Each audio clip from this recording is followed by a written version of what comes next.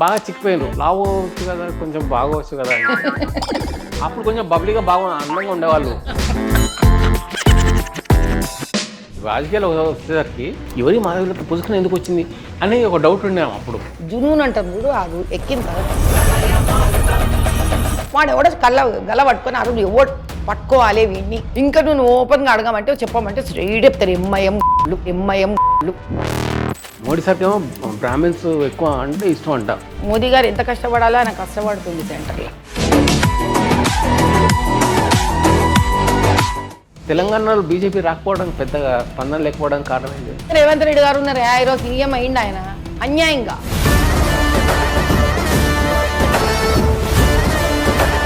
మీరు బీజేపీ పార్టీకి సంబంధించిన వాళ్ళు కాబట్టి సనాతన ధర్మం గురించి చెప్పాలి కొంచెం. సృష్టి ఉన్నప్పటి నుంచి ఏ ధర్మం అయితే నడుస్తుందో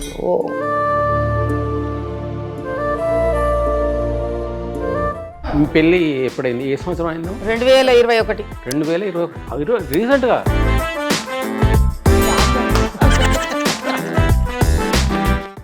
నమస్తే అమ్మా.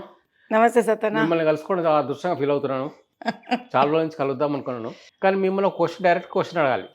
రాజకీయాలు రాకముందు, రాజకీయాలు వచ్చినాక ఆ ఓల్డ్ సిటీలు అంతా క్యాంపెయినింగ్ చేసినప్పుడు బాగా టైం అయిపోయింది, బాగా నల్లగా అయిపోయింది. అయ్యో నల్లగా కాదు, కాలిపోయింది ఫేస్. ఇప్పుడు కూడా అట్లాగే ఎందుకు? ఇప్పుడు కొంచెం లావు వచ్చు కదా, కొంచెం బాగోవచ్చు కదా అని. అంటే ఇప్పుడు ఏమన్నా రోగిష్టి మనిషి లెక్క ఉన్నానా? ఉండిండొచ్చు, బాగా చిక్కిపోయింది. చిక్కిపోవడానికి కొన్ని కారణాలు. నేను ఇంతకుముందు రాజకీయంలో ఒక 1.5 year మొత్తం తిరిగినప్పుడు నా పూర్తి ఎక్సర్సైజెస్ మానేసింటి. నేను రెగ్యులర్గా ప్రొఫెషనల్ ఫిట్నెస్ ఎక్సర్సైజ్ చేస్తూ ఉంటా, అది మానేసింటి. ఇప్పుడు మళ్ళీ మొదలు పెట్టినా. ఎంత కాలిపోయి ఆ ఎండలకు పైగా ఇప్పుడు 45, 46 కూడా టచ్ అయింది మన దగ్గర. ఇక్కడ వారణాసి, బాంబే అవన్నీ బాగా తిరిగిన. అంత తిరిగేసరికి చాలా ఫేస్ అంతా అన్నది. నాకేమో మేకప్ వేయను కాబట్టి అది డైరెక్ట్గా సన్లైట్ ఎఫెక్ట్ అయితేనే ఉంటుంది. ఇప్పుడు చేయొచ్చు కదా. ఇప్పుడు ఇంకేం ఏం మేకప్ అప్పుడు చేసేది, ఇప్పుడు చేసేది లేదు. కొంచెం బాగా చిక్కినట్టుంది. ఆ తర్వాత సన్నగైనా ఎక్కువ బబ్లీగా బాగా అందంగా ఉండేవాళ్ళు. సత్తన్న మంచి డైరెక్ట్ చెప్తుండే, అమ్మ అప్పుడు బాగున్నాయి ఇప్పుడు అస్సలు బాగలేవో చెప్తున్నాడు. ఇక పోనీలే అప్ప, ఏవైంది పాపం, ఎంతమంది బీదోళ్ళు భోజనం లేక సన్నవాడట్లే. నేను ఇంకా అట్లనే చిక్కిపోయినాను. అయినా ఇప్పుడు రోజు, ఇంతకుముందు కొన్ని ఏళ్ల క్రితం 2 పూట్ల తింటుంటే కానీ ఇప్పుడు రోజుకు 1 పూటనే తింటా. రాజకీయాలు వచ్చేసరికి ఎవరి మాధవులతో పుసుకుని ఎందుకు వచ్చింది? ఏమైనా కోట్లు ఏమైనా ఇచ్చిందా టికెట్ కోసం? ఎట్లా వచ్చింది? ఏమైనా ఎవరు గుర్తుపట్టిండ్రు అని ఒక డౌట్ ఉండేమో అప్పుడు. సత్తన్న ఓపెన్ గా మాట్లాడతా, ఓల్డ్ సిటీ టికెట్ కి కోట్లు కూడా ఇచ్చి నిలబడతారా? ఎవరే మరి ఎట్లా వచ్చింది? ఇంతకుముందు ఎవరు కోట్లు ఇచ్చి ఎవరు నిలబడిండు చెప్పరా? అదొక్క పేరు. అట్లా రాజకీయాల్లో అట్లా నిలబడరు. మరి మీకెందుకు వచ్చిందా అది అవకాశం? ఎవరు ఎట్లా వచ్చింది? అంటే టికెట్ కి ముందు పాపులారిటీ లేదు నాకు ఖచ్చితంగా. ఎందుకంటే గుర్తుపట్టరు. అదంటే పాపులారిటీ అంటే గుర్తుపడతారు కదా. అంటే నేను 25 ఏళ్ల సంది చారిటీ ఇవన్నీ చేస్తున్నా కూడా ఫోటోలో పేరు ఎంచుకోవడం కానీ, పేపర్లలో పేర్లు ఎంచుకోవడం కానీ, ఫోటో ఎంచుకోవడం కానీ, సోషల్ మీడియా లేదు నాకు. ఫేస్బుక్ లేదు, ఇన్స్టా లేదు, ట్విట్టర్ లేదు, ఏం లేదు నాకు. నా ఫస్ట్ ఇన్స్టా, ట్విట్టర్, ఫేస్బుక్ ఎప్పుడు వచ్చింది అనుకున్నారు మీరు? నా టికెట్ అనౌన్స్ అయినాక స్టార్ట్ అయింది నాకు. అప్పటి వరకు నేను సోషల్ మీడియాలో లేను, నాకు తెలియదు. టికెట్ ఇచ్చేదానికన్నా ముందు కొంచెం మీలాంటి జర్నలిస్ట్ అన్నదమ్ములు వచ్చి నన్ను జనరల్గా ఆడపిల్లలు వాళ్ళు ఇంటర్వ్యూ చేస్తుండే, అడపా ఒకటి నన్ను ఇంటర్వ్యూ చేస్తున్నారు. అది కూడా ఎప్పటి నుంచి, జస్ట్ మాకు 2023లో ఉమెన్స్ డే అయింది, అది మా హాస్పిటల్లోనే అయిండే. అప్పుడు ఏదో నేను ఒక స్పీచ్ ఇచ్చిన, అది ఇచ్చేసరికి అది ఏదో ఎట్లా వైరల్ అయిపోయింది ఆ స్పీచ్ అంటే, అసలు నేను ఉంచుకోలేకపోయినా. కొన్ని కోట్లలో పోయింది అది. ఏదో అమెరికా, లండన్, ఆస్ట్రేలియా, దుబాయ్, తిరగని దేశం లేదా స్పీచ్.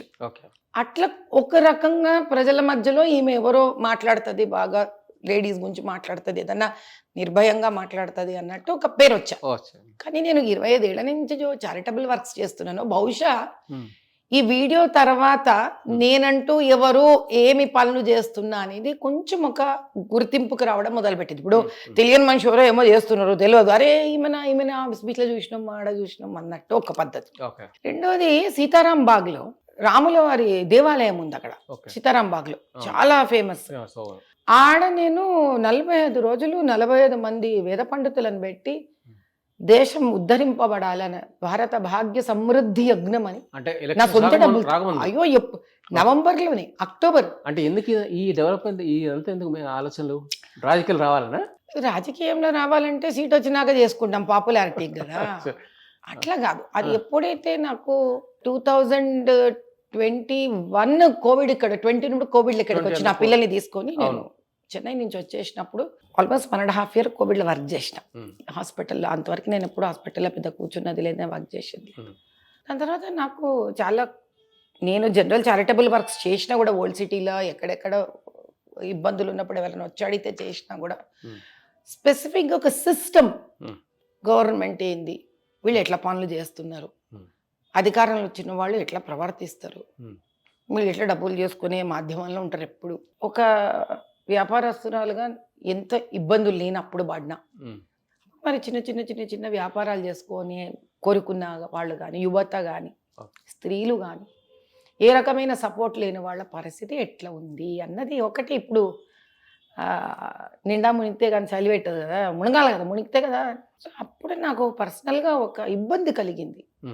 ఏంది వ్యవస్థ, మోసాలకి ఇట్లా బలైపోవుడేనా, అధికారం చేతిలో ఇలాగే గొంతు పిసుకబడమేనా, కామన్ మ్యాన్ పరిస్థితి, సామాన్యుడి పరిస్థితి ఏంటి అనేది నన్ను ఒక తొలచడం మొదలుపెట్టింది. అంటే చారిటీ ఒక పక్కన, చారిటీ ఏముంది సత్తన్న నీ తాను ఉంది, ఈరోజు ఎవరు వస్తాడు నీకు చేతి అయితే అడిగితే ఉంటే చేస్తావు లేకుంటే లేదు. చారిటీ అనేది నీకు ఒక ఫ్రీడమ్, నువ్వు ఎంత చేయగలితే అంత చేస్తావు, చేయలేనాడు ఆగుతావు అంతే.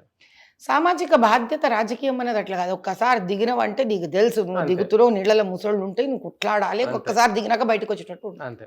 అంత కూడా తెలియకపోయినా కానీ ఏదో పోరాడాలి, ఈ సామాన్యుడి కోసం పోరాడాలి అన్న ఒక దృక్పథంతో 2023లో మెంటలీ ప్రిపేర్ అయినా అసలు ఏదో తెలుసుకుందాం, ఈ వ్యవహారం అంతా ఏం తెలుసుకుందాం. అప్పటికి నాకు పాత బస్తించి నేను చాలామంది ముస్లిం ఎన్జిఓలకి అట్లా హిందూ ఎన్జిఓలకి నేను అందరికీ సరిసమానంగా హెల్ప్ చేస్తుండే, నాకేం పెద్ద వ్యత్యాసం అనేది తెలియదు. అప్పుడు నిజాలు రావడం మొదలైంది నాకు. కోవిడ్ అయితే చాలా మంది పరిచయాలు కూడా పెరిగినాయి నాకు. అంటే ఇక కామన్ మ్యాన్ మీద ఇప్పుడు వీళ్ళు ఎన్నిదన్నా మాట్లాడని నా మీద పెద్ద ఫరక్ పడదు, కానీ మేము డిస్కౌంట్లు ఇచ్చే వాళ్ళకి ఎవరికి ఇచ్చినాం ఏంది నా అంతరాత్మకు తెలుసు కాబట్టి చాలా మంది పరిచయం అవడం జరిగింది. అంటే మామూలు బస్తీల లెవెల్లో వాళ్ళు నాకు.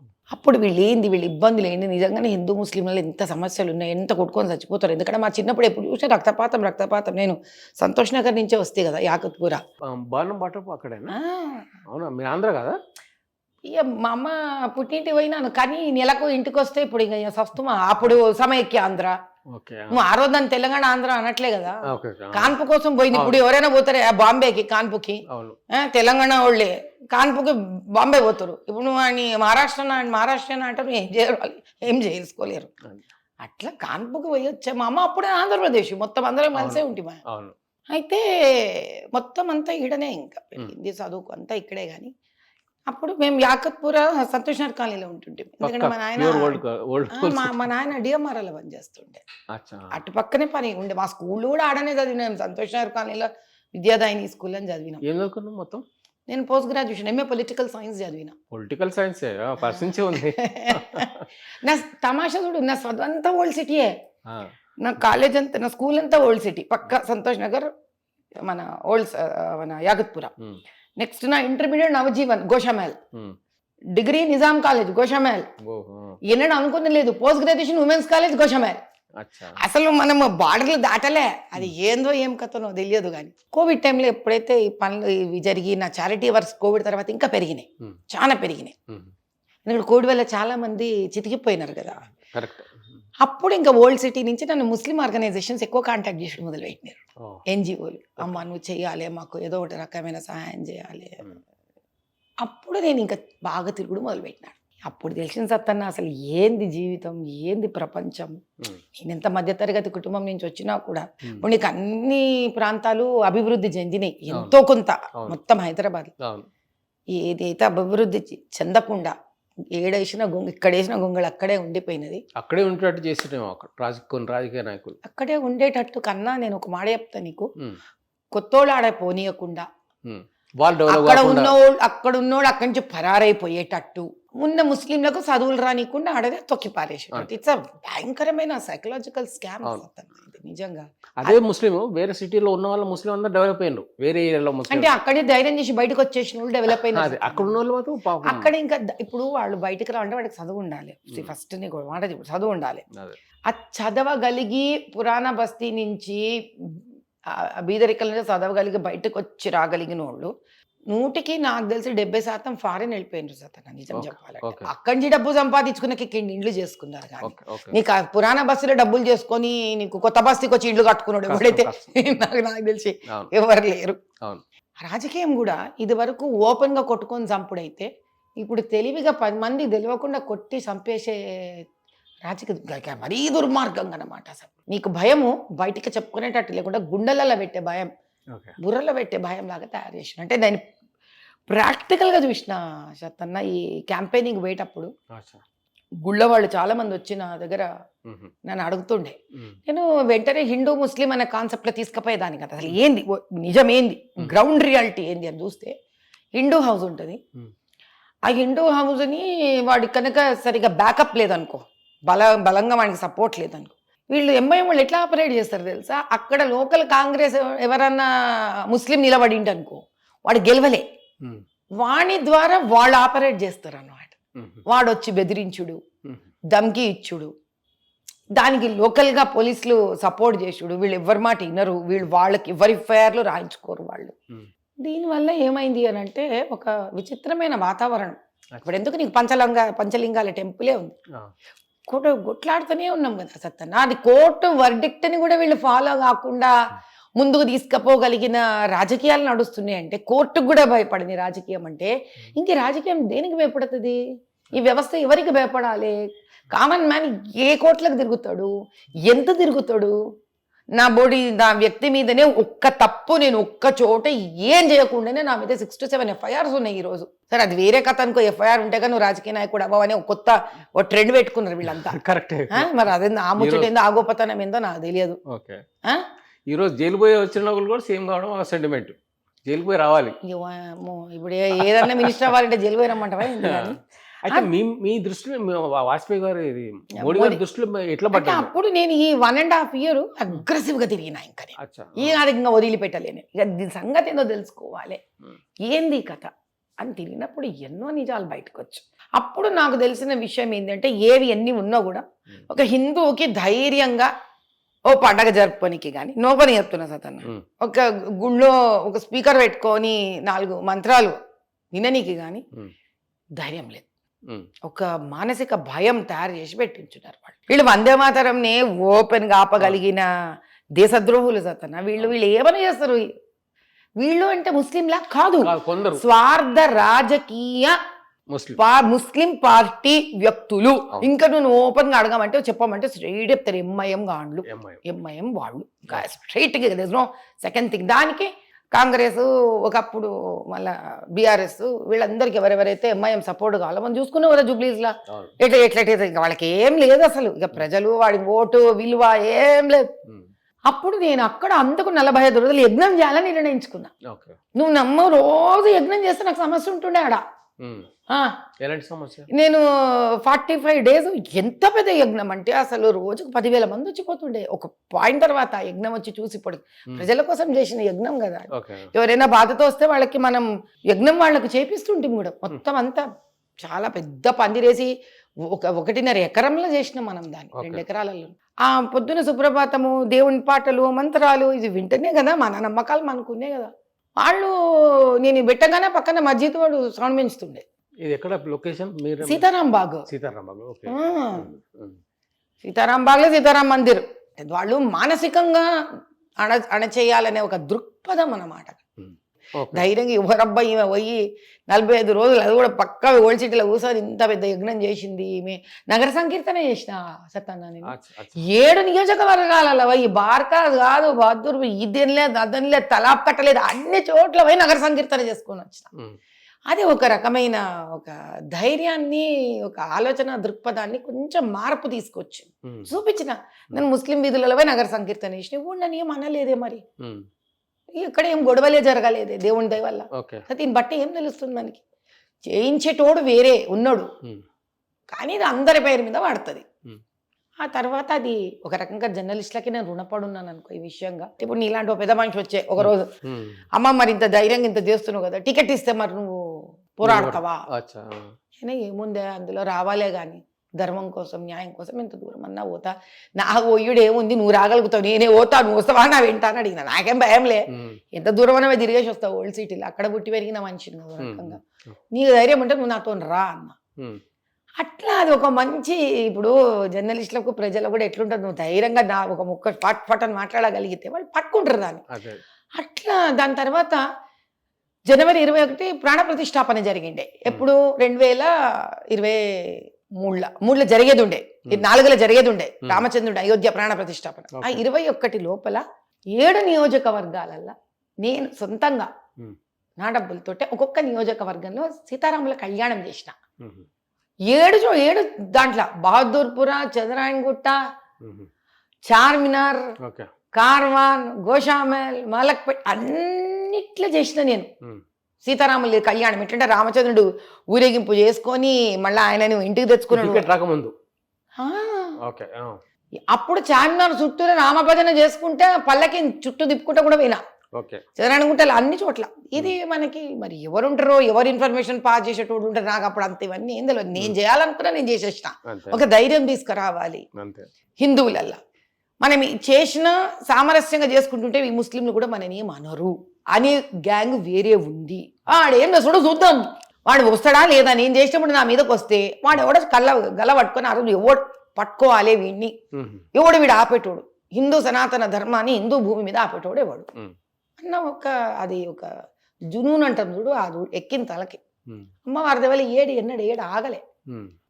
ఇక అది ఈ పిల్లగాడు ఎవడో వచ్చి దాన్ని ప్రశ్న వేసేసరికి ఇంకా జర్నలిస్ట్ ఒక్కళ్ళని ఇక మళ్ళీ ఇది ఏమన్నా పోయిందేమో సెంటర్కి మనకు తెలియదు. మధ్యలో ఒక్కసారి కిషన్ రెడ్డి గారికి అయితే ఇంకా దగ్గరకు వస్తుంది, నా పేరు ఇంకా వినిపించడం మొదలుపెట్టింది ప్రజల మధ్యలో. ఆమె ఇంకా ఉంటారు కదా పార్టీలో పాత వెటరన్, నేను ఓల్డ్ సిటీకి పోతే ఇక వాళ్ళందరూ అనిండే, అమ్మా నీకేదో వచ్చేటట్టుంది, నీకేదో వచ్చేటట్టు. నాకు వచ్చేటట్టు ఉండడం ఏంది బాబు అంటే, లేదమ్మా నీకు వచ్చేటట్టుంది, వచ్చేటట్టు ఉంటే కనుక నువ్వు నో చెప్పకూడదు, నువ్వు రావాలి, ముందుకు రావాలి అనగానే అప్పుడు ఏంది పార్టీ ఎట్లా చేరాలి, ఏంది కథ, ఇవన్నీ నాకు మామూలుగా ఇంటర్నెట్లో చేరొచ్చు అనేది ఒక సైడ్, కానీ కాదు ఇప్పుడు మనం పార్టీ ప్రెసిడెంట్ చేర్పించుకోవడం ఇవన్నీ కూడా ఉంటాయి కదా. నాకు ఇవన్నీ పద్ధతులు పెద్దగా తెలియదు. అప్పుడు ఫోన్ చేసి అడిగింటి నేను కిషన్ రెడ్డి గారిని, అడిగిన అన్న ఇట్లా నేను ఏమంటారు మీరు పార్టీ ప్రెసిడెంట్, నాకు ఆయన ఎట్లా తెలుసు అని అంటే అది కూడా కథ ఉంది. ఆయన 2-3 ఏళ్ల క్రితం, అప్పటికి 2-3 ఏళ్ల క్రితం ఇట్లా ఎవరో నన్ను ఒక చోట కామన్ గ్యాదరింగ్కి పిలిస్తే నేను అప్పుడు అడిగింటి ఏంది ఎఫ్ఎంలో ఏం పబ్లిసిటీ వస్తలేదు బీజేపీది అని అంటే, ఎక్కడమ్మా ఫండ్స్ ఉండాలి కదా అని అంటే, అప్పుడు నా సొంత ఫండ్స్ నుంచి తీసి నేను ఆ బీజేపీది ఆ 15 days బీజేపీ యాడ్కి ఎఫ్ఎంలో నేనే డబ్బులు కట్టి. సో అట్లా నేను ఏదన్నా ఉంటే దాని తర్వాత మన విరించి హాస్పిటల్కి ఆయన ఆఫీస్ నుంచి నాకు ఫోన్ వస్తుండే, బండి సంజయ్ గారి ఆఫీస్ నుంచి ఫోన్ వస్తుంది, దత్తాత్రేయ గారు ఫోన్ చేసిండే, అందరి ఆఫీస్ నుంచి మన బీఆర్ఎస్ మినిస్ట్రీల ఆఫీసర్స్ నుంచి మా వాళ్ళు వచ్చిండ్రు, చేర్పించుకోండి, మీరు కొంచెం చూసుకోండి ప్లీజ్ అని పోలీస్ డిపార్ట్మెంట్ నుంచి ఫోన్ ఇచ్చి అందరి దగ్గర నుంచి ఫోన్లు వస్తుండే నాకు. నేను అందరికీ సేవ చేసిన కోవిడ్లో. So that's a different story. అల్టిమేట్గా ఏందిరా కథ అనేది వాళ్ళు ఎట్లా నిర్ణయించుకున్నారు అనేది. సో ఇట్లా నాకు ఒక చిన్న పరిచయం ఉండే కాబట్టి నేను ఫోన్ చేసి అడిగిన, ఇట్లా చేరాలనుకుంటున్నాను అన్న. ఏముందమ్మా మంచిగా ఇంటర్నెట్లో కూడా చేరిపోవచ్చు అని. ఇంకా సరేలే ఇక వెయిట్ చేద్దాంలే, చూద్దాం ఏందో ఇది అన్నట్టు నేను ఇంకా ఆగిపోయి, ఇక నేను పెద్ద ఎక్కువ ఏమి దాని మీద ఆలోచించలే, ముందు ఓలే. ఒక స్కూల్ ఫంక్షన్కి లలిత కళా తోరణంలో నన్ను ఇన్వైట్ చేసిండ్రు చీఫ్ గెస్ట్ కింద, పెద్ద స్కూల్ ఫంక్షన్. ఆడపోయి ఇట్లా స్పీచ్ ఇచ్చి వెళ్ళి ఇట్లా కూర్చున్నా, నాకు ఒకళ్ళు వచ్చి చెవులైపు రమా అని పేరు అనౌన్స్ అయ్యేటట్టుందంట. అప్పటికప్పుడు స్టేజ్ నుంచి ఇక నేను వస్తాప్ప ఇప్పుడు అని చెప్పి దిగి కార్లో కూర్చున్నా. ఇక నేను ఇట్లా ఇంటికి వస్తున్నా, ఇంటికి వచ్చినా ఇక స్క్రోల్ అవుతా ఉంది, చెప్తా ఉన్నారు ఇట్లా. అట్లా ఇంట్లో కూర్చొని నిన్న అదే కానీ అంతకన్నా నాకు టికెట్ ఎట తెచ్చుకోవాలి, దానికి ప్రాసెస్ ఏంటి, పద్ధతి ఏంటి అయితే నాకు తెలియదు. ఇంత ఓపెన్గా ఇట్లా వచ్చింది టికెట్, ఇంతకన్నా చెప్పడానికి కథ కూడా లేదా. ఎంత ఖర్చు అయిందా మొత్తం మీ సొంతంగా? నేను మాట చెప్పగలను సత్తన్న, ఒక్క మనిషికి కూడా ₹1 కూడా ఓటు వేయడానికి డబ్బులు ఇవ్వలేదు. ఇది కెమెరా ఉంది కదా అని కాదు చెప్పేది, నా పడిన ప్రతి ఓటు నా ఓటర్లు చాలా ప్రేమతోటి అభిమానంతో 4.5 లక్షల నా ఓట్లు డిలీట్ చేసేసినాక కూడా 3,32,000 మంది వచ్చి నాకు ఓట్లు వేసిండ్రంటే 7+ నుంచి అంటే 4.5 లక్షలు ఉమ్, నాకు ప్రాస్పెక్ట్గా ఓట్లు వేసే వాళ్ళు డిలీట్ అయినారు. అంటే నువ్వు ఆ 4.5కు 3.5 కలుపుకుంటే అంటే ఒక మాట మా మొత్తం ఉన్నది 8 లక్షల ఓట్లు సత్తన్న. ఉమ్, 8 లక్షలు నీకు 4.5 వెళ్ళిపోయిందంటే 3.5 మిగిలినట్లేదు. 3.5లా నాకు 3,30,000 మంది వేసిందంటే ఇంక 20,000 మందే కదా ఈడను ఆడను వెయ్యింది. అంటే ఇన్ఫ్యాక్ట్ మొదటిసారి ప్రతి హిందువు లేచి వచ్చి వేసిండు. వేయలేనుడు పాపం ముస్లిం వాళ్ళు కూడా వేసినట్టు వేసి ముస్లింలు కూడా వేసిండ్రు. ఈ మాట నేను ఎట్లా అంటే డినై చేయవద్దు అంటారు. అంటే ఇది నేను వేయలేదు అనకూడదు. ఖచ్చితంగా ముస్లింలు వేసిండ్రు. ఆ భయంతో చదువుకున్న ముస్లిం పిల్లగాళ్ళది కూడా 1,00,000 ఓట్లు డిలీట్ చేసేసిండ్రు. ఎవరు మన ఏమై మంచిగా జిహెచ్ఎంసీ డిలీట్ డిలీట్ చేస్తున్న విషయం ముందు నుంచి తెలుసు. ఫేరస్ ఖాన్ చాలాసార్లు చెప్పింది. అంటే ఇది ఏమైందంటే నేను ఇంకా వచ్చి పోరాటం విస్తృతంగా అయ్యేసరికి ఇక వాళ్ళు ఎప్పటికన్నా కూడా మరీ ఎక్కువ విపరీతంగా ఈ సెంట్రల్ గవర్నమెంట్ లో మన మోడీ సార్ ఈయన కలిసి ఉంటారా ఆలోచనలో? మోడీ ఏమయం నేను అక్కడ పోతాను, నువ్వు అక్కడ ఆ రాష్ట్రంలో నువ్వు కొంచెం ఫుల్ చేయి, నేను ఇక్కడ చేస్తా, ఇక్కడ హిందీ మాకు వస్తాయి, ముస్లిం నీకు వస్తాయి. అట్లాంటి అండర్స్టాండింగ్ ఏమైనా ఉందా ఇద్దరి మధ్య? మరి ఇంకో లెక్క అర్థం చేసుకుందామా. కాంగ్రెస్ అంటది నువ్వు గెలుచుకో నేను నేను గెలుచుకుంటా, బాగా కలిస్తే కలిసిపోదాము, బాగా రాకుంటే కనుక మనకు ఒక్కళ్ళకొకళ్ళు సంబంధం లేకుండా విడిపోదాము అని కాంగ్రెస్ ఎంఐఎం అనుకోబట్టే కదా రేవంత్ రెడ్డి ఎంఐఎం కలిసి పని చేసింది. ఇది వేరే అట్లా ఒక్క చోట ఓపెన్ గా మాట్లాడుకున్న ఒక్క జాగా చెప్పు సప్తన్నా నాకు. బయట స్టేట్ లో బయట స్టేట్ లో మోదీ గారు ఎంఐఎం ఇద్దరు కలిసి ఓపెన్ గా రేవంత్ రెడ్డి ఎంఐఎం మాట్లాడినట్టు, బీఆర్ఎస్ ఎంఐఎం మాట్లాడుకున్నట్టు ఒక్క చోట ఓపెన్ గా కెమెరాకు దొరికినట్టు ఒక్కడు చెప్పరు అదే. ఊకే ఇంకా అట్లా ఆలోచించుకుంటా పోతే దీన్ని ఆలోచించవచ్చు. ఒక్కటేముంది రెండేముంది, నీకు ఎన్ని గంటలు నీ కథలు కూర్చొని మస్తు రాయొచ్చు. అట్లా కాదు కదా, మనం ఏదన్నా మాట్లాడితే ఎట్లా మాట్లాడాలి, ఫ్యాక్ట్ టు ఫ్యాక్ట్ మాట్లాడాలి, ప్రూఫ్ టు ప్రూఫ్ మాట్లాడుకోవాలి. వీళ్ళు ప్రూఫ్లు ఇచ్చిండ్రు మనకి. ఏ దినమైనా నీకు ఓపెన్ గా ఏడనన్నా నీకు ప్రూఫ్ ఉందా? లేకపోతే నేను నిన్న మొన్న వచ్చిన మనిషిని వాళ్ళు అట్లా ఉన్నారంట అంటే టాల మీద నాకు మాట్లాడు రాదు. సత్తాను మీకు సపోర్ట్ ఎట్లుందనో ఇప్పుడు ఈ బీజేపీ తరఫు నుంచి ఈ పెద్దవాళ్ళంతా సీనియర్లందరితో నుంచి సపోర్ట్ ఉన్నది లేదు లాగా చెప్పేటట్టు ఉండదు ఇది. ఎందుకు అని అంటే సపోర్ట్ ఇచ్చేంత ఇప్పుడు ఇంకా ఏమీ వాతావరణంలో మనం చూపించుకోవడానికి ఏదో నన్ను వీళ్ళు సపోర్ట్ చేస్తున్నారు ఇక్కడ చూడండి అని చూపించుకొని అంత ఇంకా public support okay, public support okay, పార్టీల తరఫు నుంచి పార్టీ తరఫున సపోర్ట్ ఇవ్వడానికి ఇప్పుడు ఇంకా ఏమి అంత అవసరాలు అయితే రాలే కదా సార్, రిక్వైర్మెంట్ రాలే కదా. రిక్వైర్మెంట్ వచ్చినప్పుడు కనుక అది జరగకపోతే అప్పుడు సపోర్ట్ ఇవ్వలేదు అనుకోవచ్చు. మీకు మొత్తం ఎన్ని భాషలు వస్తాయి? ఏ భాషను అనారంగా మాట్లాడతారు? ఆంధ్ర, తెలంగాణ, ఇంగ్లీషు ఇవన్నీ ఎట్లా వస్తుంది? ఆంధ్ర ఎట్లా వస్తుంది మీకు? అంటే మరి మా అమ్మ సైడ్ చుట్టాలు ఉంటారు కదా, నాకు ఒకసారి ఏదైనా వింట పట్టుకుంటా. ఇప్పుడు అట్లా అంటే మా నాయన కడప సైడు, నేను ఆ యాస కూడా మాట్లాడతా. వింట కదా, వింటే వస్తుంది. ఇప్పుడు నీకు బెంగళూరు దగ్గర తెలుగు ఉంటది, అది ఒకసారి ఉంటే పట్టేస్తా. తమిళనాడు తెలుగు ఉంటది, అది మళ్ళీ వేరే యాస ఉంటది. నాకు ఇష్టం భాషలను జనరల్ ఇదే కాదు, కన్నడ, తమిళ్ ఏదైనా భాషలు అంటే ఇష్టం నాకు. మీరు ఎంతమంది అక్క చెల్లెలు అన్నదమ్ములు? ఒక్క తమ్ముడు. తమ్ముడు కూడా ఏం చేస్తున్నా? ఆయన రాజకీయాలు ఇక్కడ ఉండు అమెరికాలో ఉంటాడు. మా ఇంట్లో నుంచి ఎవరు రాజకీయాలు నేను ఫస్ట్ క్యాండిడేట్. ఎట్లా అనిపిస్తుంది? నేను డెబ్యూ రాజకీయం నేనే. ఇప్పుడు డెబ్యూ వచ్చిన మొత్తానికి వచ్చేసింది, అయిపోయింది, ఓడిపోయింది. ఇప్పుడు ఎట్లా అనిపిస్తుంది? అసలు వచ్చింది కరెక్టా రాంగానే? ఎట్లా రాజకీయాల్లో ప్రజలకు ఏం చేయలేకపోవడం అనే స్థితి నచ్చుతలేదు సత్యనా. నా స్టైల్ ఎట్లా అంటే ఏదన్నా నాకు ముందు నుంచి నాకు ఎట్లా అలవాటు అంటే ఏదన్నా ఒక సమస్య నా దగ్గరకు వచ్చిందనుకో అక్కడికక్కడ దాన్ని ఫినిష్ చేసి సార్ట్అవుట్ చేసి ఖతం చేసుడు నా పద్ధతి. నా జనరల్ ఏదైనా కానీ నేను టేకప్ చేస్తే ఈ అర్థమే కాదు ఇక్కడ ఎందుకు నాన్సాలు అర్థం కాదు, ఎందుకు నాన్స్తారో ఒక సమస్యను అర్థం కాదు. ఒక సామాన్య మానవుడి జీవితంలో పోయి వానికెందుకు గెలుపుతారో నాకు అర్థం కాదు. ఓ ఎఫ్ఐఆర్ ఒక పోలీస్ స్టేషన్లో ఎవడన్నా కష్టపడితే వాడిని తీసుకోడు. అంటే ఏ లెవెల్లో రాజకీయాలు వాళ్ళ పవర్ని చూపించదలుచుకుంటే అంటే ఒకప్పుడు ఏమంటే పెద్ద పెద్ద స్కామ్స్ పెద్ద లెవెల్లో నడుస్తుంది అనుకునేదాన్ని. కానీ నేను పోలీస్ స్టేషన్ పోయి నాకు అవసరం పడలే, నేను ఏ లొల్లిలో పోకపోతుండే ఏది మొదటిసారి ఇప్పుడు నాకు ఎఫ్ఐఆర్ వడుడు. అంతవరకు నాకు అసలు వీటితో పరిచయం కూడా లేదు. నా పార్టీకి నేను నెమ్మదిగా నాకు చేత నేను సేవలు చేసుకుని నాతో చారిటీ చేసుకో ఇట్లే ఉండే. కానీ ఇప్పుడు నాకు అర్థమైంది అసలు ఎంత కష్టపడతాడు ఒక మామూలు మనిషి. రేషన్ షాప్లో రేషన్ ఉండదు అంటే రేషన్ కార్డు వానికి ఇష్యూ కాదు. ఎవడో మంచి డబ్బులు ఉంటాడు, వానికి 15,000 ఇస్తే రేషన్ కార్డు వానికి ఇష్యూ అవుతుంది, బీదోడికి రేషన్ కార్డు ఇష్యూ కాదంటే నాకు ఇవి అర్థం అవుతలేవు. నాకు ఇది ఎందుకు నాకు అర్థం కావట్లేదు. అంటే ఆ లెవెల్లో కక్కుర్తి పడి డబ్బులు తిని సిస్టమ్ని పాడు చేసే అవసరం ఎందుకు? దేవాలయం అనవసరంగా ఇక్కడ కూలగొడతారు, అక్కడ ఇంకో చోట పోయి ఇంకో నినాదాలు ఇంకో చోట్ల చేస్తారు. అంటే అన్ని బాగుంటే కూడా ఆ ప్రదేశం మీద రాజ్యం పరిపాలించవచ్చు కదా. దాన్ని పాడు చేసి వికృతంగా చేసి బీదరికాన్ని ఇంకా హింస పెట్టి, ఇప్పుడు నువ్వు పార్దివాడ పో చూడు, పాత బస్సులో చార్మినార్ ఇంకా పార్దివాడ ఎంత దారుణంగా ఉంటుందంటే ఆ పార్దివాడ. అసలు శాపం ఉంటేనే అట్లా ఉండగలుగుతారు. ఎందుకు అట్లా? ఏం అవసరం? ఇప్పుడు నీకు ఫలకనమల ఇండ్లు ఉన్నాయి, ఎస్టీ బస్తీ వెనకాల. నేను చెప్పి చెప్పి చెప్పి నా గొంత ఆర్చుకపోయింది. ఇది నేను వదిలిపెట్టాలి, నేను చెప్తానే ఉంటా. ఆ కలెక్టర్ అమ్మకి నచ్చినా నచ్చకున్నా. అంటే వీళ్ళ బ్యూరోక్రసీ కూడా కరప్ట్ అవ్వడం అనేది.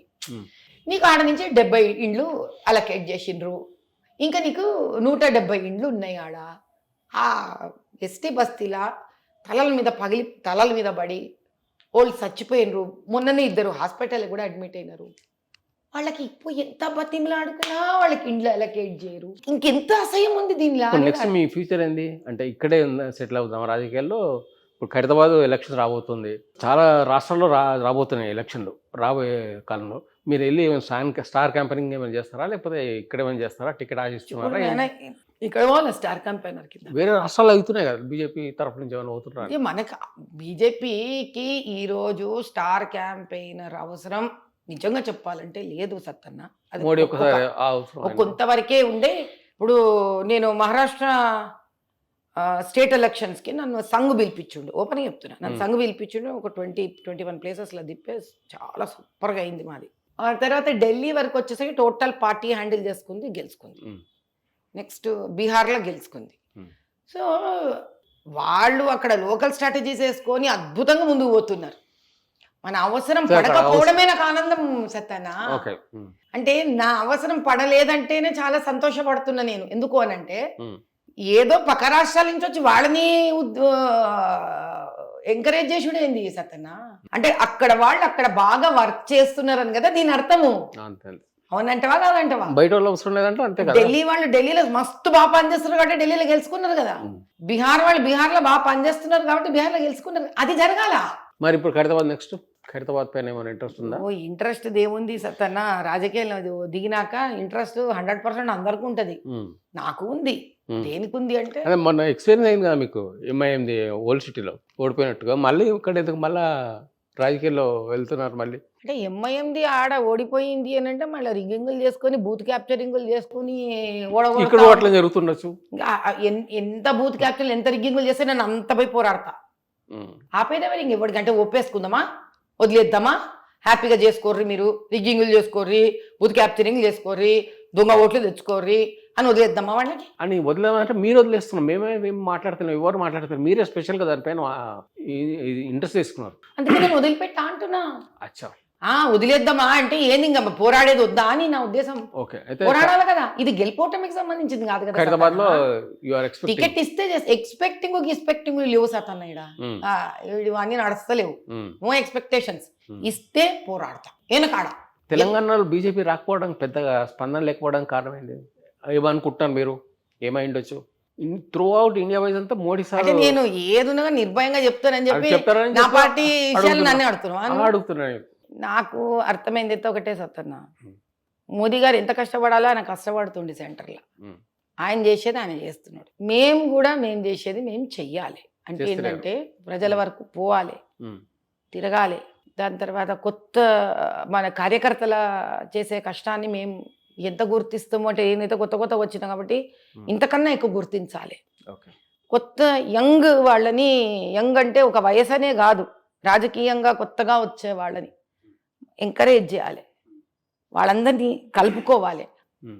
సో ఎక్కడో ఏమైతోంది అని అంటే పాపం మాకున్న పెద్ద లీడర్లు ఏమో సెంటర్లో బిజీ ఉంటారు.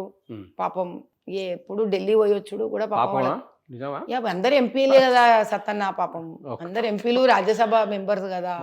సో వాళ్ళంతా ఆ దిక్కుకి చాలా పాపం బిజీగా ఉంటారు కదా. అందుకే ఇక్కడ లోకల్ కాన్సన్ట్రేషన్ చేయాలన్నా కూడా ఎడనో అది వర్క్ అయితే లేదు కాబట్టి. కాకపోతే మీకే కష్టం కదా, మనుగడ ఉండదు కదా, మీకే తెలుసుకోవడం కూడా జరుగుతుంది కదా. ఇప్పుడు ఏమైతుంది అని అంటే మన ఇంత సీనియర్ గెలిచిన వాళ్ళందరూ ఎంపీలే, ఎమ్మెల్యే స్థాయి ఇలా లేదు కదా. అందరు ఇప్పుడు కిషన్ రెడ్డి గారు కానీ, మన లక్ష్మణ్ గారు అయితే రాజ్యసభ మెంబరు, బండి సంజయ్ గారు కానీ, వీళ్ళందరూ కూడా ఎంపీ గెలుచుకొని సెంట్రల్ లెవెల్లో మినిస్ట్రీలో ఉన్నవాళ్ళు కదా. సో వాళ్ళకి ఏమైతుందంటే ఒక్కసారి సెంట్రల్ లెవెల్లో బాధ్యతలు ఇచ్చినాక మరి గెలుచుకున్నాక ఈ బాధ్యత అయితే ఇవ్వాలి. ఇప్పుడు ఇంత సీనియర్ లీడర్లు వీళ్ళు గెలుచుకున్నాక వాళ్ళకు పదవి ఇవ్వాలి. ఇచ్చిన పదవి సెంటర్ పదవి అవుతుంది. సెంట్రల్లో పదవి అయ్యేసరికి ఏమవుతుంది అంటే అక్కడిక్కడ డిస్ట్రిబ్యూషన్కి ఇబ్బంది అవుతుంది. కాబట్టి బహుశా ఇప్పుడు దీనికి ఒక స్ట్రాటజీ చేసుకోవాలి. నేను అనేది ఏంటంటే మొన్న 8 మంది ఎమ్మెల్యేలు గెలుచుకున్నాం. వాళ్ళకి నా ఉద్దేశంలో 8 మంది గెలుచుకున్నప్పటికీ ఇప్పటికీ ఐక్యూ లెవెల్ మారిపోయింది జనాలది. ఐక్యూ ఎవరికి ఏది మారదు సత్తాను అంత ఫాస్ట్గా. ఐక్యూ అందరం ఒకటే లెక్క పుడతాం, విషయం అది కాదు. మొన్నటి ఈసు కూడా ఎలక్షన్ జూబ్లీస్ ఎలక్షన్ గురించి చెప్పండి అభిప్రాయం. ఆయన ఫస్టే ఓడిపోయింది ఒకసారి, మళ్ళీ టికెట్ ఇచ్చిండ్రు. ఆయనకు పెద్దగా పైగా అందరి నుంచి సపోర్ట్ లేదు. ఎందుకు సపోర్ట్ ఇవ్వలేదు ఆయనకు? మీరెవరు పెద్దగా సపోర్ట్ చేయలేదు. ఆయన పాపం ఒంటరిని చేసిండ్రు. నేను సపోర్ట్ చేయడానికి వేరే వాళ్ళు అంటే నేను క్లియర్ చేయాలి. మీరులో నేను లేనని క్లియర్ చేయాలి కదా. ఇప్పుడు ప్రజలు వినేటోళ్ళు ఎట్లా వింటారు? మీరు అనగానే ఈమె ఏం మాట్లాడలేదే అనుకుంటారు. మీరులో నేను బీజేపీ వాళ్ళు పెద్దవాళ్ళు. చూడు సత్తారా, మీకు మాట చెప్తా ఓపెన్గా. నేను వచ్చి 18 నెలలు అవుతుంది. 18 నెలల ఎంత అర్థమైతే అంతనే అర్థమవుతుంది నాకు. సిటీలో ఒకరినొకరికి సపోర్టింగ్ లేదు. బీజేపీ పార్టీ సపోర్టింగ్ ఉంది లేదు సమస్య కాదు ఇక్కడ సత్తన్న. ఇక్కడ ఈ విషయం ఏందిరా అంటే సమయము తీసి కేటాయించి ఒక కొత్త పద్ధతిని, కొత్త ప్రణాళికను చెయ్యాలి. ఎప్పుడు చేస్తారు? పెద్ద మనుషులు ఉన్నారు కదా. అంటే నిన్న మొన్న ఒక ఎలక్షన్ అయింది, చూద్దాం ఇప్పుడు ఖైరతాబాద్లకి మార్పు వస్తుంది. గోషమైల్ ఆయన పైన రాజాసింగ్ ఇప్పుడు ఏం చెప్తాం? ఆయన మన పార్టీలో లేనప్పుడు ఓకే, ఆయన గురించి ఇక మాట్లాడడం ఎందుకు? కానీ అక్కడ ఆయన బాగా రెప్యుటేషన్ ఉందా ఆయనకి? బాగా ఉంది. దూరం చేసుకోవడం తప్పు కాదా? ఆయన మంచి ఏ రాజకీయ పార్టీలోనైనా ఎంతో ఎంతో కొంత, ఇప్పుడు అది బీఆర్ఎస్ కానీ, కాంగ్రెస్ కానీ, బీజేపీ కానీ, ప్రతి దాంట్లో ఈర్ష, ద్వేషం అన్నీ ఉంటాయి. ఇప్పుడు కర్ణాటకలో కొట్టుకొని రాస్తున్నారు కాంగ్రెస్ లా. ఉన్న chief minister, deputy chief minister తీసేసి కొత్త వాళ్ళకి ఛాన్స్ కావాలని. ఇక్కడ తెలంగాణలో కూడా మస్తు తింటుంటాం. రేవంత్ రెడ్డి చాలు, వాళ్ళు చాలు, వీళ్ళు చాలు, కొత్త వాళ్ళని. రాజకీయం అంటేనే ఈర్ష, ద్వేషం. ఇది లేకుండా రాజకీయాలు ఎడకెంచి ఉంటే సత్తనే ఇప్పుడు కొత్తగా తయారు చేద్దామా? లేదు కదా. అన్నీ ఉంటాయి రాజకీయంలో. ఇది ఒక పార్టీకి సంబంధించింది కాదు, మనిషి రాజకీయంకి సంబంధించిందే ఈర్ష, ద్వేషం. నేననేది ఏంటంటే మన రాజాసింగ్ గారు ఎప్పుడైతే 2 టర్మ్ల నుంచి గెలుచుకుంటూ వస్తున్నాడో, ఇప్పుడు ఆయనను ఒక్కటి పక్కన పెట్టి ఇంకెవరికి పెద్ద పెద్ద పదవులు అయితే ఎవరికి ఇచ్చింది లేదు కదా. ఇంత ఇంత న్యాయం అయితే అందరితో జరుగుతుంది కదా. వెయిట్ చేయాలి. ఓర్పు రాజకీయం అంటేనే ఓర్పు కదా. ఇంకెంత ఓర్పు చేయాలి, ఇంకెంత వెయిట్ చేయాలని చెప్పి ఆయన కొంచెం బస్ అయినట్టు ఎంతనో వచ్చేదాకా వెయిట్ చేయాల్సిందే. ఇప్పుడు ఇదే రేవంత్ రెడ్డి గారు ఉన్నారు, సీఎం అయింది ఆయన. ఆయన ఎన్నేళ్ళు వెయిట్ చేస్తే సీఎం అయింది, అవునా కదా? కేసీఆర్ సీఎం అయిండు, ఎన్నేళ్ళు వెయిట్ చేసినాక సీఎం అయిండు. ఏదైనా కానీ ప్రతిదానికి ఒక టైం ఉంటుంది. ఆ టైంకి వరకు మనం వెయిట్ చేయాలి. ఇంకా నయం మీకు ఎమ్మెల్యే పోస్ట్ ఉంది, అంతవరకు టైం పాస్ కావాలనుకో మంచిగా గోషామేల్ని మంచిగా చేసేసేద్దాం. గోషామేల్ని అద్భుతమైన ఎమ్మెల్యే డిస్ట్రిక్ట్ కింద తయారు చేద్దాం. గోషామేల్ కోసము మీరు పోరాడండి అసెంబ్లీలా. గోషామేల్ ఎమ్మెల్యే ఫండ్స్ ఇస్తలేరు, వాయిస్ రేజ్ చేద్దాం. మీరు ఒక వ్యక్తిగా కూడా ముందు పార్టీ నుంచి కాంగ్రెస్ ఎంత అన్యాయం చేస్తుంది అనేదాన్ని కాన్స్టెంట్ గా మనం ఫైట్ చేస్తే మనల్ని ఎంగేజ్ అయి ఉంటాం కదా. అట్లా చేసుకుంటే చేసుకుంటే చేసుకుంటే చేసుకుంటే you would become a single voice. బీజేపీకి ఒక పెద్ద వాయిస్ ఆయన. నేననేది ఏంటంటే ప్రజల సంక్షేమము, ప్రజల గురించి మీకు పోరాడడానికి రోజు మీ దగ్గర పదవి ఉందబ్బా, ఎమ్మెల్యే పదవి. 2 సార్లు గెలిపించుకున్న పదవి ఉంది మిమ్మల్ని. ఇప్పుడు టీడీపీ నుంచి మీరు వస్తే మంచి ఆహ్వానం చేసుకొని మిమ్మల్ని బీజేపీలో పెట్టుకొని గెలిపించుకొని అందరు కలిసి ప్రజలు కూడా ఇన్ని ఓట్లు వేసిండ్రు కాబట్టి వాళ్ళ కోసం అన్నా వెయిట్ చేయాలి. సరే, ఈ విరించి హాస్పిటల్ గురించి మాట్లాడదాం. కొంచెం బయట నాకు దానికి సంబంధం లేదా. నేను అసలు దాని బోర్డులో లేను, నేను దాని మెంబర్ని కాదు, నేను ఏడదానికి నాకు సంబంధం లేదు. సత్తనేమో ఫోన్ చేసి షైనింగ్ అనుకో, అమ్మ విరించి హాస్పిటల్లో మా తెలిసిన వాళ్ళు ఉన్నారు, అమ్మ కొంచెం ఏమైనా హెల్ప్ చేయంటే చేస్తా. అది మానవతా దృక్పథం. కానీ అడ్మినిస్ట్రేషను, దాని బ్రాండింగ్, దాని పబ్లిసిటీ, వీటి దేని మీద కూడా కానీ నాకు విరించికి ఎటువంటి సంబంధము లేదు. అక్కడ ఫండ్స్ మీరు ఏమైనా వాడుతున్నారా మరి రాజకీయాల్లో? ఏది విరించి ఫండ్స్ కూడానా రావా? గిరాకీ రాదా? పేషెంట్లు వస్తున్నారు కదా. ఓ పని చేసేస్తాను, ఓ పని చేయి. పాపం బాధితులను గిరాకులను ఏంది కానీ అదే పేషెంట్లు ఎవరైతే వస్తారో అదే. ఆ పేషెంట్లు వచ్చేది ఎంతమంది మేము వాళ్ళని ఎట్లా మేము ఏమేమి ట్రీట్లు చేస్తున్నాము నువ్వు ఆడబోయి ఒకసారి లైవ్ నువ్వు హాస్పిటల్ నుంచి తీసుకో ఎందుకు నేను చెప్పడు ఎందుకు ఉమ్. ఒక ఎంఆర్ఐ నెలకు ఎంతమందికి మేము ఎంఆర్ఐలు మేము రాస్తాము పెద్ద పెద్ద హాస్పిటల్ ఎంతమందికి ఎంఆర్ఐలు రాస్తారు అవన్నీ నేను మాట్లాడదలుచుకోలే అదే. వేస్ట్ దాని గురించి కాన్వర్సేషన్ నువ్వు పో ఉమ్. లైవ్ గా ఎవరిని కూడా తీసుకో పేషెంట్ ఇంటర్వ్యూ తీసుకోరా ఆడ సర్ప్రైజ్ ఓ పేషెంట్ ఇంటర్వ్యూ తీసుకో ఎట్లా ఉంది మీకు సరే ఇప్పుడు మామూలుగా పార్టీకి తీసేద్దాం కొంచెం పర్సనల్గా మాట్లాడదాం మీ పెళ్ళి ఎప్పుడైంది ఏ సంవత్సరం అయిందో మీరు అక్కడ 2021 2021 రీసెంట్గా సారీ 2001 వామ్ము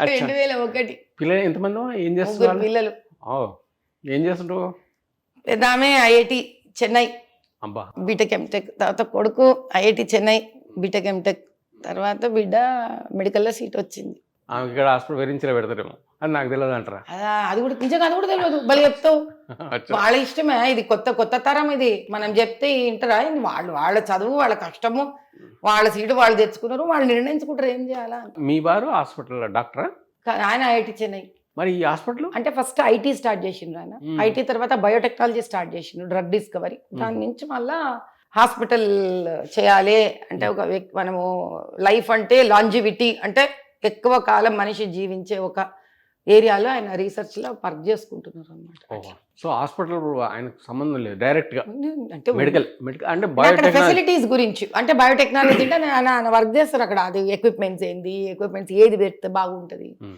ఆ రెండు ఎట్లా దాన్ని చేయాలా అలా అపోజ్ చేస్తారా ఏందమ్మా పాలిటిక్స్ ఎందుకనగా అనవసరంగా ఎవరు? disturb అవుతుంది? మీ ఇంట్లో పిల్లలకి ఇట్లా మీ ఆయనకి ఏమో, ఇట్లా అది చేస్తే ఓల్డ్ సిటీలో గొడవ పడగలుగుతానా ఉమ్, ఏం అపోజ్ చేయరు ఉమ్.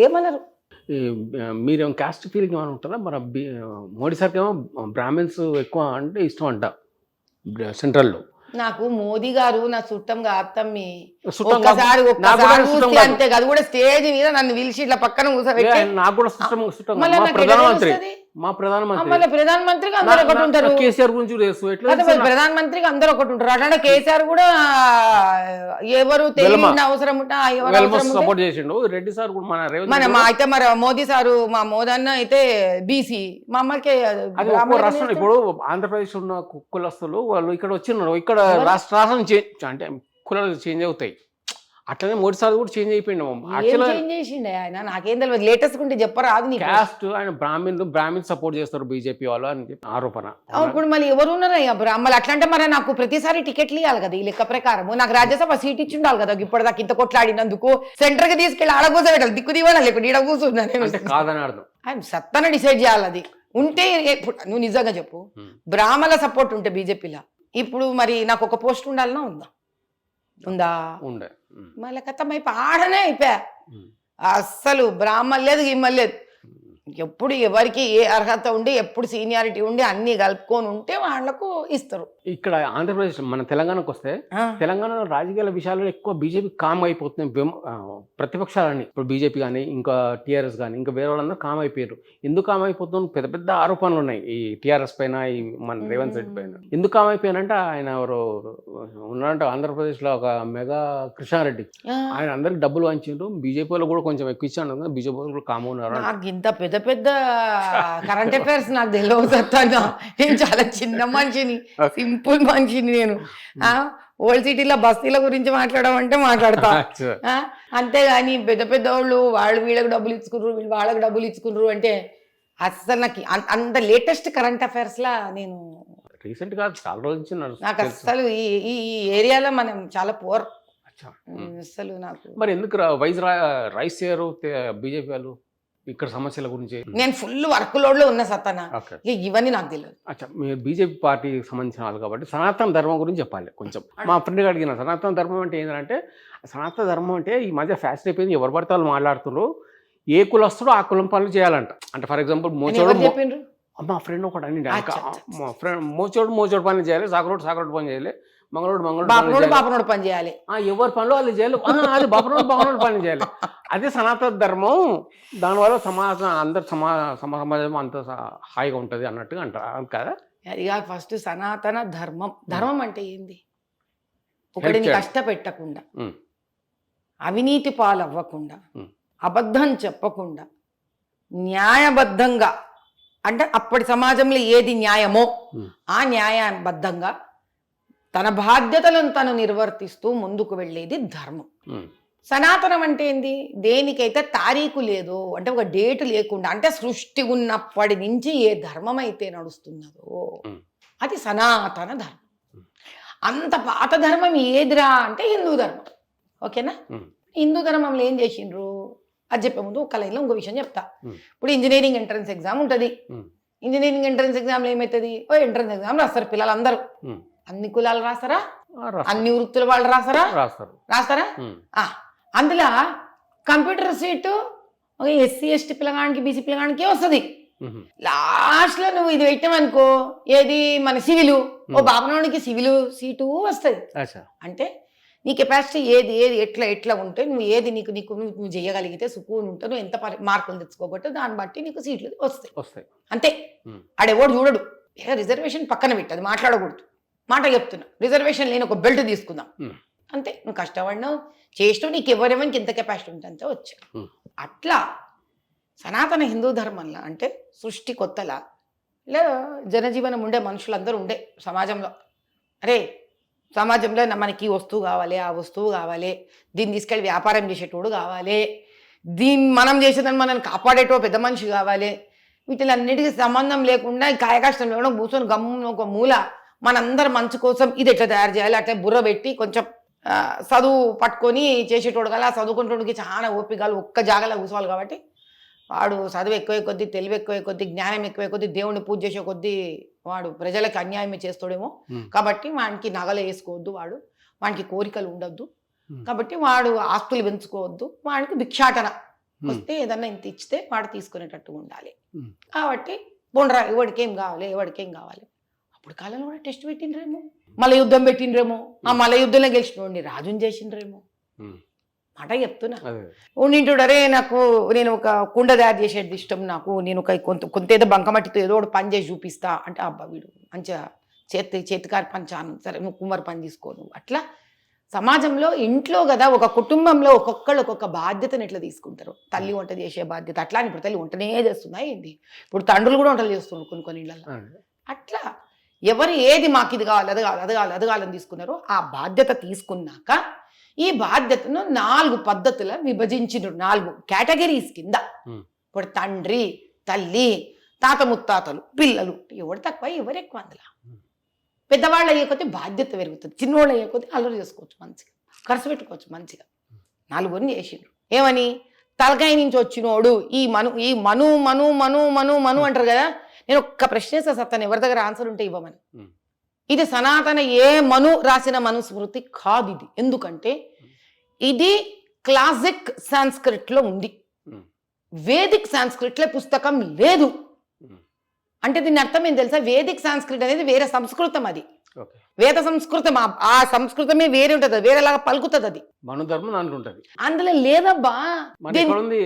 క్లాసిక్ సాంస్క్రిట్ లో ఉంది, దాని మధ్యలో ఎవడో చెత్త మీద వచ్చి రాసి పెట్టింటాడు దాన్ని అన్యాయంగా. వీళ్ళంతొక్కి వారే వాడిని ఏం పెట్టినో ఏం రాసి నాకు ఇష్టం కూడా ఉంటుంది. అలా పుస్తకాలు చదవం కూడా చదువు, ఒక 2 లైన్లు నిలవంగా నేను పక్కన పెడతా వాటిని. ఎందుకంటే సనాతన హిందూ ధర్మంలో ఇవన్నీ ఉంటే భగవద్గీతలు కృష్ణుడే అనలే కదయ్యా, అందరూ ఒక్కటే అనిండు కదా. ఎవడవా పండితుడు, ఎవడయ్యా పండితుడు?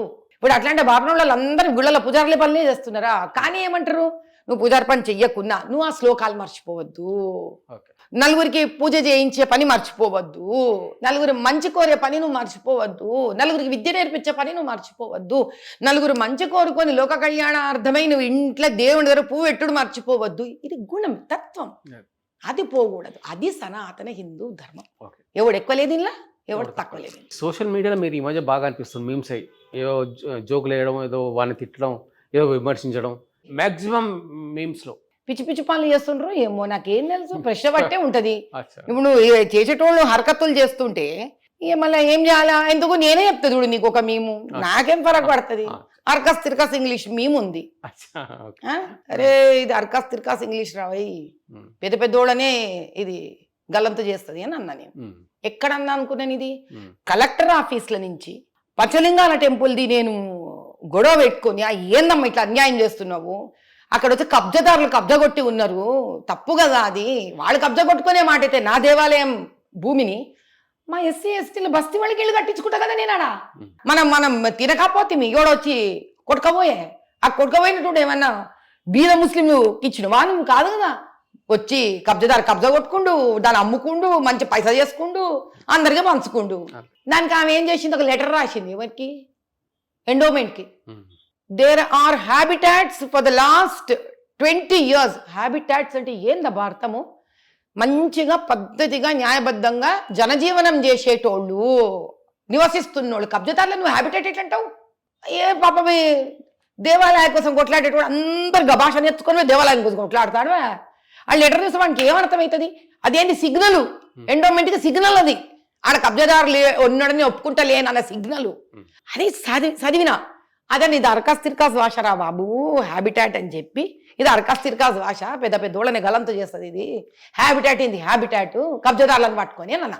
దీని ఎవడో ఉత్తేజం ఉన్న తమ్ముడో చెల్లెలో నాకు తెలియదు, దాన్ని తీసి ఏం చేసిండ్రు, రేవంత్ రెడ్డి గారిది పైన దా దా ఏ ఏ బి బి అని ఏదో పెట్టిండ్రు ఇంగ్లీష్ ముక్క, కింద అరగాస్ తిరగాస్ ఇంగ్లీష్, అరగాస్ తిరగాస్ ఇంగ్లీష్, అరగాస్ తిరగాస్ ఇంగ్లీష్ అని నాదేసిండ్రు. సరే అమ్మ, మొత్తానికి మీతో కలిసి భాగ్యం కలిగింది, మిమ్మల్ని కొన్ని ప్రశ్నలు అడిగే సౌభాగ్యం లభించింది మాకు.